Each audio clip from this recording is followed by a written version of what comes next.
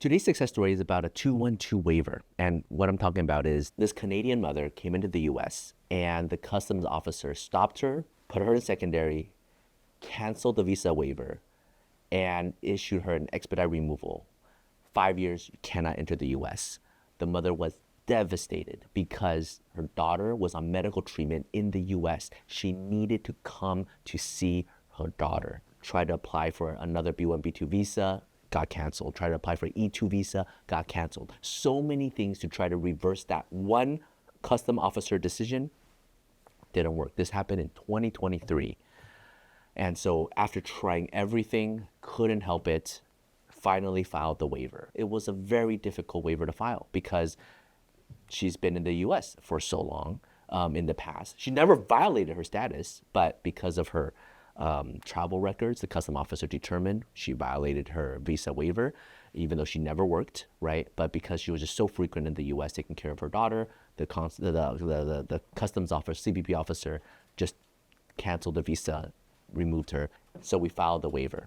The 212 waiver in 2025. It took one full entire year. It was just approved like 2-3 weeks ago. More normally, we attach 212 waivers to really strong arguments.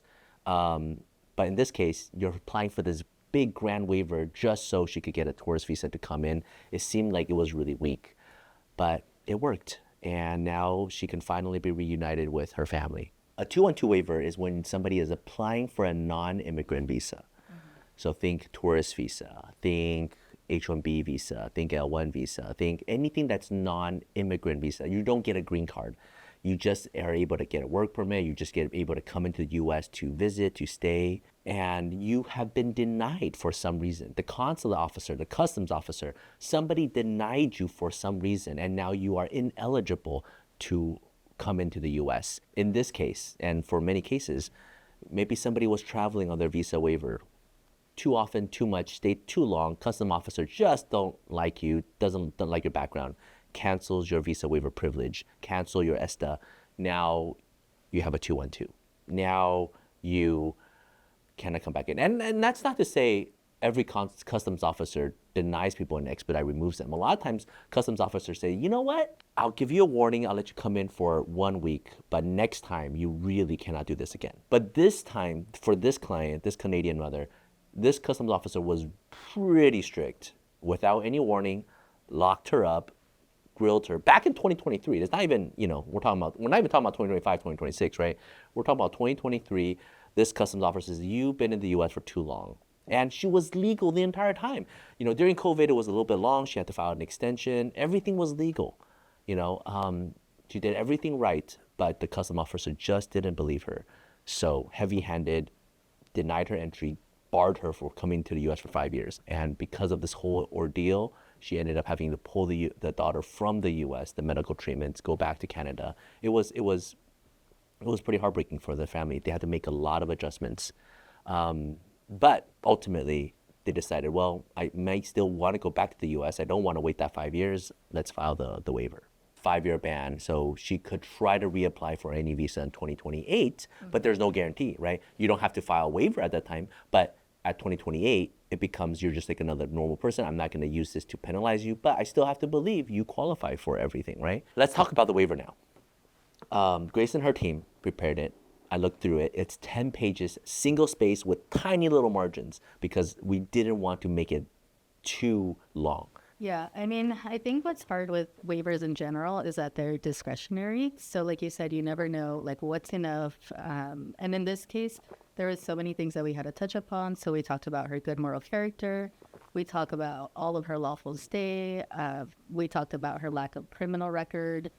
We talked about her family ties and pretty much, like Joseph said, her daughter's medical needs and why she needed to be in the U.S.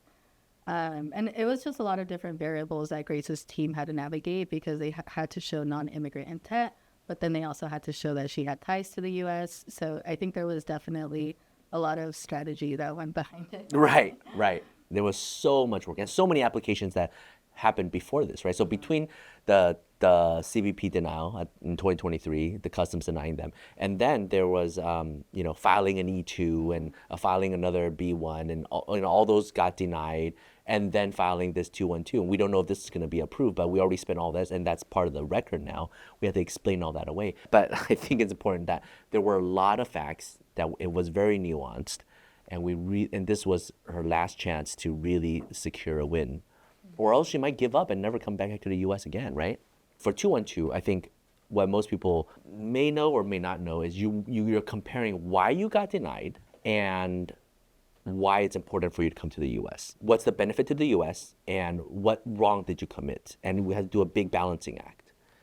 In this case, we spent close to 2 full pages talking about the wrong that she committed.